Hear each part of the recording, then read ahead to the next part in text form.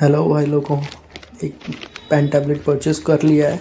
अभी हिंदी में वीडियोस आया करेंगे तो उसके लिए ये बढ़िया है। अभी तो अनबॉक्सिंग वीडियो है, मैं आपको दिखाऊंगा कैसे वर्क करता है।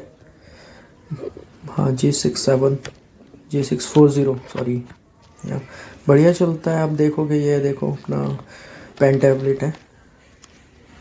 और आगे आगे वीडियो आएंगी, हिंदी में भी आएंगी, तो उसमें मज़ा आएगा एक्सप्लेन करने में इसके थ्रू। तो ख़रीद लिया है। आगे देखो करते हैं इसका कुछ। ये डेटा केबल है, डायरेक्ट कनेक्ट कर लो अपने लैपटॉप से पेन टैबलेट को डेटा केबल से। वायर्ड लिया है क्योंकि उसी रेंज में आके बढ़ाना है, तो कोई मतलब नहीं है। वायर्ड देखते हैं, फिर आगे कुछ मैनुअल्स वगैरह है, सॉफ्टवेयर वगैरह डाउनलोड करने पड़ते हैं, उसको देखने के डाउनलोड कर लो कौन सा सॉफ्टवेयर ज़रूरी है। ये निब्स, एक्स्ट्रा निब्स मिलती है, अगर इनकेस अगर ज़रूरत पड़े तो अपने पेन में से निकाल के लगा सकते हो। तो अभी stay tune for new videos.